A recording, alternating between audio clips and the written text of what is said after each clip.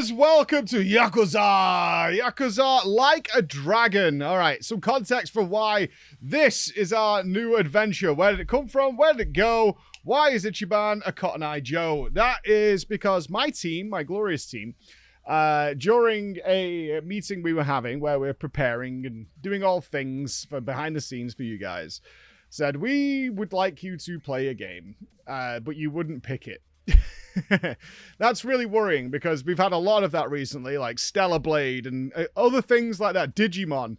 It's like, we think you would just have a killer stream with it. I was like, I'm so not interested in any of those properties at all. I don't want to play them. And they said, can we choose the next game? That was the request I was given. It's like, can we choose the next game? Because we think it's going to be awesome.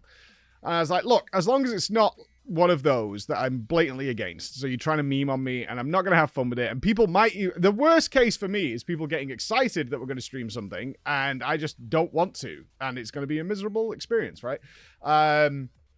So that's how it came about. And the choice was Yakuza Like a Dragon, which I was super excited about, actually. They made a good choice here.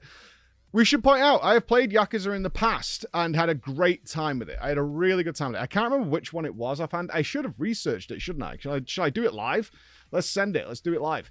My issue was that it's really quite long. Like, very, very long. Now, you might say, well, why is that a problem? You're a streamer. You can do it all the time. We run into the issue all the time. Apparently it's not in my Steam library, so I don't know when we played it on. Something. Some other platform. Some other form of random launcher. My issue is we run into this problem all the time, especially over the last sort of like 6 months we're kind of RPG focused. We've got MMOs and things like that, and they just are time consuming monstrosities. They're just bulldozers of time. And I get very worried about not finishing things, especially if we're having a good time, the audience is having a good time, but we're just missing out on tons of stuff, and I get really busy as well and have to leave and do all that kind of stuff. So if you think about it, it's like Final Fantasy XIV, like that's just a never-ending thing. I haven't even played the latest World of Warcraft patch because we haven't had time to do that. Dune Awakening just came out. Valheim is like a 1,000-hour game. Like, there isn't enough time in life to add yet another monstrously big game to. Rogue Trader would be another one. Warhammer Rogue Trader. It's like a 600-hour game. And then you mix in Baldur's Gate and things like that. You're very quickly playing like 3 games a year.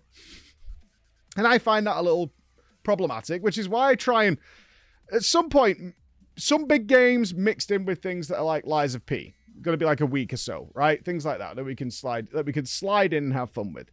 And the last Yakuza I think we played, whichever one it was, I think it was about 75 hours. So that was my big concern. Not that I didn't think I'd like it. It's just like, it's another potentially 70-hour game that we're throwing in here. And we often just miss out on tons of stuff because we're limited to just these monstrously giant games. I haven't even got to play the new PoE League. I love PoE, but PoE is going to be another, like, 3-4 weeks of heavy investment to do things. But all that was assuaged within the first 10 minutes. Because I think this might, based on how this game has started, the first sort of few hours we've played, it could very well be like my game of the year. Like, better than Expedition 33, which I know is a bold statement to make right now, but we'll see, and we'll see how it plays out. But good God, not only is it turned out to be turn-based, the last Yakuza I played was not turn-based. And I was like, oh, we're doing turn-based combat. Interesting. That's a twist that I'd not seen before. We've also got a brand new protagonist, which was an issue I had in the last Yakuza game, is I didn't know anybody. And people were like, oh, that's that guy and that guy. And I was like, I don't know who these people are because there's a ton of these games. This is a fresh protagonist in Ichiban. So I get to go with his story from the start. Thumbs up. That was really cool.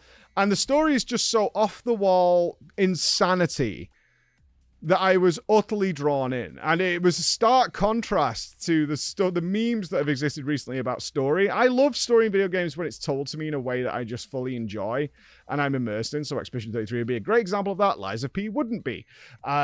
This was, I think we watched essentially a movie for like 2.5, if not 3 hours. And it's so relentlessly absurd all the time that I was fully into it. We went from babies in lockers to dealing with an old boss and beating people up on the street to chasing down adolescent porn dealers to making choices to deal with like ill mothers in hospitals, to being in prison, to getting released from prison, to having dealt with issues in prison, to the whole situation with the Yakuza all over the city changing, to the boss ignoring us. And I think what the big thing was that really made it fun is Ichiban is clearly just an absolute moron. And it adds such a great twist to it. He's such a naive moron, which makes sense as somebody who was born in essentially a brothel. He was raised in that environment, just on the streets. Formal education appears to have been just left, and he's just can't see the forest for the trees at all times. And it comes back to it, and you're just like, oh my God, this guy is just such a dope. But he's like a tough dope who sees things in an almost very black and white way. He's like, this is good, this is bad, and refuses to see nuance in any way, shape, or form. It just doesn't exist to him. Just an absolute clown. Like, you would never be friends with someone like this in the real world, because they would just endlessly get you in trouble because they can't understand what the hell is happening. And the thing that just kept me hysterically laughing was Ichiban just escalating everything to like 15 immediately. Like, no pause. Like, at one point, he's looking for a contact with the original Yakuza clan he's a part of.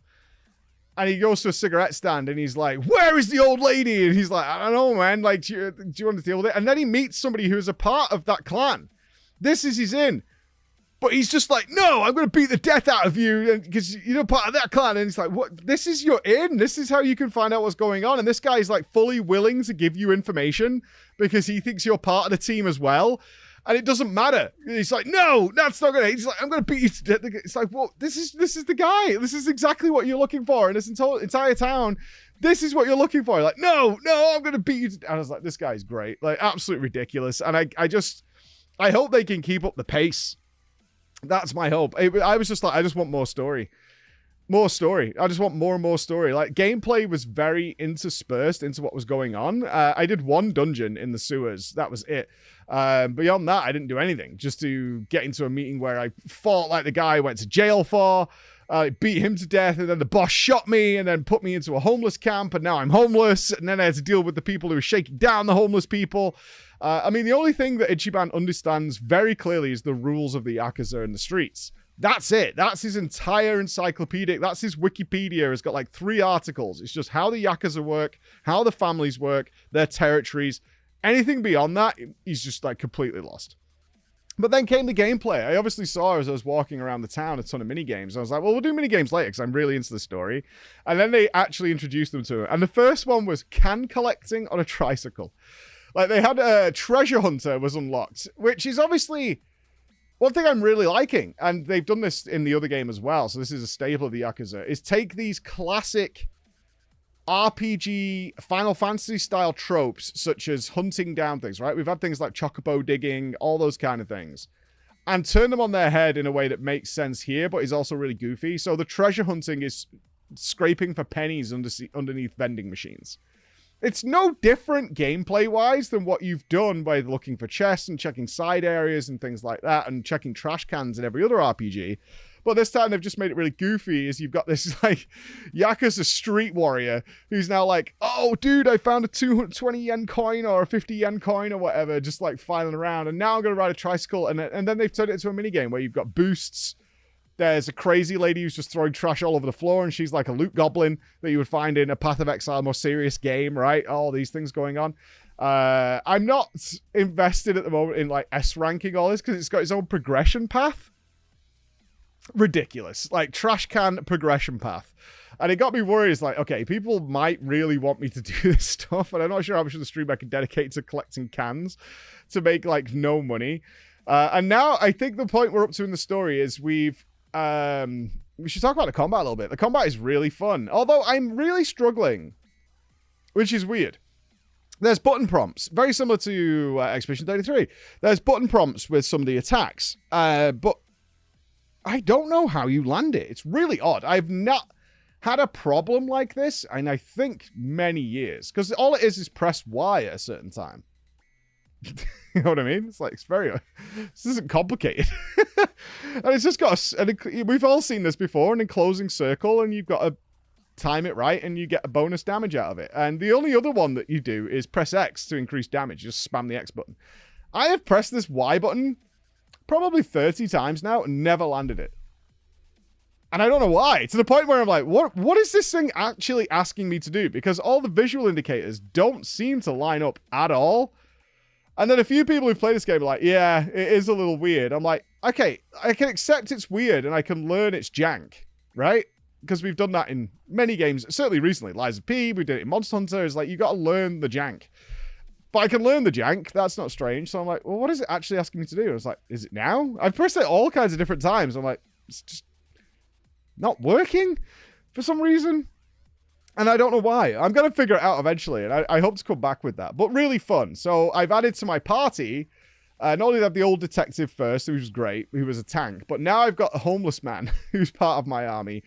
Part of my party. And his special ability is like his bad breath. Right? Like they've just... It's almost like South Park in a way. Where all the RPG mechanics are based on just ridiculous things that the guys would do. So he's just got like bad breath to CC the enemy and stuff. And I'm like, this is really fun.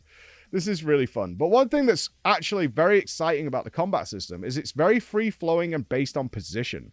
Because attacks of opportunity exist. So you could be like, oh, I want to target this guy and get him out of the way. But then they constantly shuffle and move around. Which means if somebody shuffles, if he shuffles to like, say, the back row is what we would call it, and somebody else shuffles to the front row, you can't hit the other guy because you're going to proc an attack of opportunity from the other guy. And if you are in certain areas near weapons, you'll contextually use those weapons, which allows you to do things like cleave. These are things I'm going to have to start paying real close attention to. And I wasn't expecting that to be a factor of it. I thought it would be very similar to most turn-based combat where you target an enemy and you can focus onto that guy. This is a totally different avenue of attack where you've got an ever-shifting environment, almost Chrono Trigger-esque. But not quite the same, but where positioning actually matters a lot more than you would realize in turn-based combat.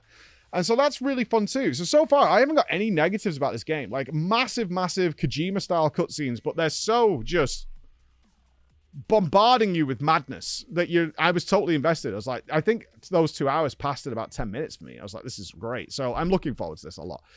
Very excited. And I hope to come back with, I don't know where we're going. I kind of want to do more story. But I also want to see what the side stories are because we're unlocking side stories now. Like, this is going to be an adventure, and I hope you guys are along for it because it's a ton of fun. All right? So, yeah. First day, amazing. Incredible. Let's see what day 2 holds.